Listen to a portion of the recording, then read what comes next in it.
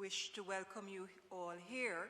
As you can tell, we had anticipated that we would have had a hearing on the situation relating to freedom of expression in Haiti.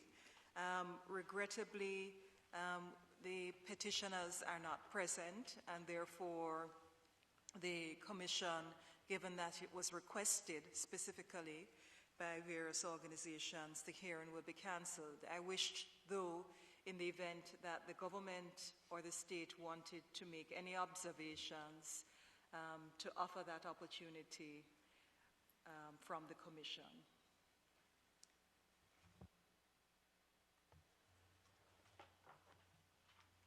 Merci.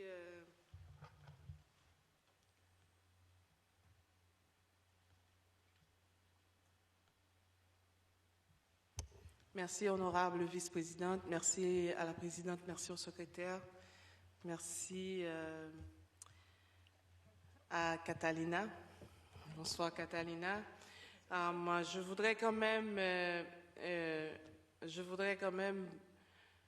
vous lire rapidement ce qu'on a reçu, qu'on vient de recevoir, qu'on vient de recevoir de la ministre à la communication à propos justement de ce cas avant de conclure. Je vais conclure certainement, mais je voudrais vous lire ça rapidement. Le gouvernement haïtien a mis en place un ensemble d'infrastructures pour faciliter la communication, surtout dans le domaine de la circulation de l'information, radio, journaux et services d'Internet. Dans cette dynamique, l'État haïtien a créé un organe régulateur chargé de régulariser le secteur, le Conseil national de télécommunications, CONATEL. Pour signifier sa détermination, l'État haïtien a ratifié la Convention San José de Costa Rica qui, en son article 13 intitulé « Liberté de pensée et d'expression », a clairement...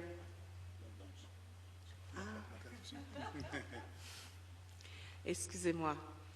Clairement posé le droit de tout citoyen de faire circuler les informations par différents moyens non prohibés par la loi. Cette disposition a été reprise par la Constitution de 1987 qui, en son article 28, prévoit « Tout Haïtien a le droit d'exprimer librement ses opinions en toute matière par la voie qu'il choisit. » Depuis la presse en Haïti, qu'elle soit écrite ou parlée, télévisée, s'est érigée en quatrième pouvoir, accepté par toute la population et par les gouvernements successifs. Toute tentative même de rappeler à l'ordre de journalistes soulève de véhémentes protestations. Il en a été ainsi lorsque le ministre de la Justice, au mois de février 2013, a voulu rappeler aux médias les dispositions de la loi sur la diffamation et les délits de presse. Le gouvernement actuel, non seulement n'a aucune velléité de restreindre la liberté d'expression, mais au contraire, s'active pour agrandir les champs de circulation de l'information. À cette fin, un avant-projet de loi est en préparation pour permettre aux associations locales de disposer à travers des radios communautaires d'outils de communication et de diffusion de l'information. Cette loi vise à faciliter la création de radios communautaires et le fonctionnement de celles qui existent déjà sans être contraintes à des obligations financières lourdes. En attendant le vote de cette loi, le ministère de la Communication et le CONATEL préparent conjointement l'association Société Animation Communication Sociale et SACS, un protocole d'accord devant organiser, réguler et formaliser les radios communautaires. Ce protocole permettra non seulement aux radios communautaires existantes de continuer à fonctionner, mais aussi facilitera la création de nouvelles radios. Le gouvernement est convaincu que, ce faisant, un nouveau bouillonnement sera créé susceptible de contribuer à l'épanouissement des libertés publiques.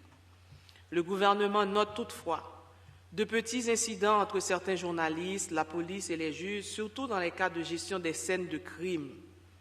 Un effort sera fait afin de conscientiser les journalistes sur l'attitude à tenir lorsque la police et ou la justice gèrent une scène de crime afin d'éviter les pollutions qui risquent de nuire à l'enquête en cours. Le droit d'informer ne doit pas être incompatible à la gestion d'une enquête criminelle. Le gouvernement croit que des séances de formation presse-justice devraient faciliter une coexistence agissante pour pallier entre les deux Des instructions formelles seront passées pour éviter toute violation physique à l'encontre des journalistes. De même seront poursuivis avec la plus grande détermination tous ceux qui attendront à la vie des journalistes. Tous ceux, oui, qui attenteront à la vie des journalistes. Actuellement, le gouvernement soutient la justice dans sa lutte pour mettre hors d'état de nuire les prédateurs. Il en est ainsi du dossier du célèbre journaliste Jean-Léopold Dominique, assassiné le 3 avril 2000, avec la comparution de l'ex-président René Garça-Préval le jeudi 7 mars 2013, conformément à la loi pour répondre aux questions des juges traitant cette affaire. Le gouvernement est conscient qu'il reste encore beaucoup de travail à faire et est déterminé à tout mettre en place en vue d'une entière et complète liberté d'expression. C'est à son avis le chemin à prendre pour consolider l'état de droit. Là, je vais vous faire la conclusion. Je voudrais quand même remercier encore la CIDH de nous avoir permis de participer à cette audience. Et je pense qu'on va profiter justement de cette occasion pour réitérer encore au secrétaire exécutif de la CIDH l'invitation justement du président de la République pour une visite en Haïti, mais une visite d'échange, vraiment d'échange consistant sur ce que je dirais les avancées dans le construit de l'état de droit en Haïti. Mais je voudrais quand même vous finir avec ces mots pour vous dire que l'expérience de la démocratie et des droits de l'homme par Haïti demeure une construction récente. Elle s'inscrit dans un processus évolutif suivant un apprentissage par essai et erreur, impliquant gouvernants et gouvernés. Au fil des changements de gouvernement et de la montée des revendications du peuple haïtien, des avancées perceptibles ont été enregistrées, notamment en ce qui concerne l'exercice des droits civils et politiques, la liberté d'expression et d'association.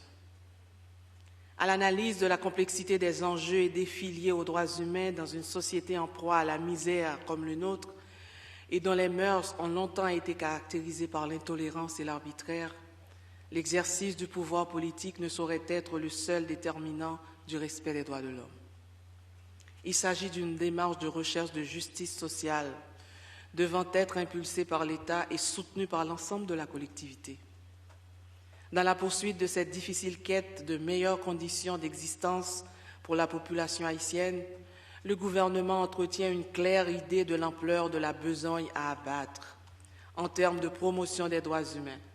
C'est pourquoi il s'attelle d'une part à consolider les acquis accumulés au cours de ce dernier quart de siècle en matière de droits civils et politiques, et d'autre part à expérimenter une approche plus novatrice, consistant à mettre un accent particulier sur les droits sociaux de la population en exécutant des actions qui se veulent porteuses pour la lutte contre l'extrême pauvreté.